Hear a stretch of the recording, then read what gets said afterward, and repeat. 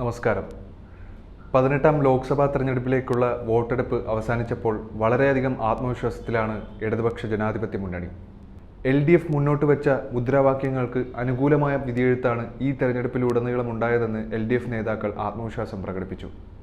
ഇത്തവണ LDFന് ഐതിഹാസികമായ വിജയം ഉണ്ടാകുമെന്നുള്ള കാര്യത്തിൽ ഒരു സംശയവും വേണ്ട. പിന്നെ ഈ വിജയം ഭാവി ഇന്ത്യയ്ക്കും നിർണായകമാകുമെന്ന കാര്യത്തിൽ ഉറപ്പാണ്. മതരാഷ്ട്ര നിർമ്മിതി ലക്ഷ്യമിട്ട് BJP സർക്കാർ കൊണ്ടുവന്ന CAA അടക്കമുള്ള ജനവിരുദ്ധ നിയമനിർമ്മാണങ്ങളിലൂന്നിയായിരുന്നു പ്രചാരണം നടന്നത്. ഇടതുണ്ടെങ്കിലേ നമ്മുടെ ഇന്ത്യയുള്ളൂ എന്ന മുദ്രാവാക്യം ജനമനസ്സുകളിലേക്ക് ഇരച്ചു കയറുകയാണ്.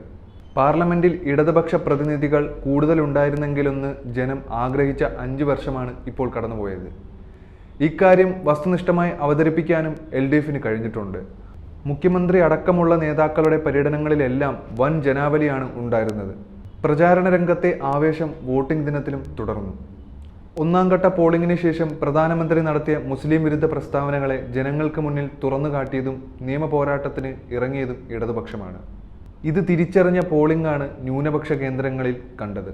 ന്യൂനപക്ഷങ്ങളെ വേട്ടയാടിക്കൊണ്ടുള്ള നിയമനിർമ്മാണങ്ങൾ നടക്കുമ്പോൾ കോൺഗ്രസ് BJPക്കൊപ്പം ചേർന്നതും അശ്ലീല പ്രചാരണം നടത്തിയതും പണവും മദ്യവും ഒഴുക്കിയതും തെരഞ്ഞെടുപ്പ് അട്ടിമറിക്കാനുള്ള ശ്രമങ്ങളും ജനം തിരിച്ചറിഞ്ഞു എന്നതാണ് വോട്ടർമാരുടെ പ്രതികരണങ്ങളിൽ നിന്നും വ്യക്തമാക്കുന്നത്. LDF മുന്നോട്ട് വെച്ച മുദ്രാവാക്യങ്ങൾ ജനം ഏറ്റെടുത്തു കഴിഞ്ഞതിൻ്റെ തെളിവാണ് വെള്ളിയാഴ്ച നടന്നിരുന്ന വോട്ടെടുപ്പ്. LDF സർക്കാരിന് അനുകൂലവും കേന്ദ്രത്തിന് എതിരുമായ ജനവിധിയായിരിക്കും ഇനി ഉണ്ടാകാൻ പോകുന്നത്. രാജ്യത്താകെ BJPക്കെതിരായ ജനപ്രതിഷേധങ്ങളാണ് നമ്മളിപ്പോൾ കണ്ടുകൊണ്ടിരിക്കുന്നത്. രാജ്യത്തിൻ്റെ സുരക്ഷയ്ക്കും സംരക്ഷണത്തിനും ഇതാണ് ഏറ്റവും ഉചിതമായ അവസരമെന്ന് ജനം തിരിച്ചറിഞ്ഞിരിക്കുകയാണ്.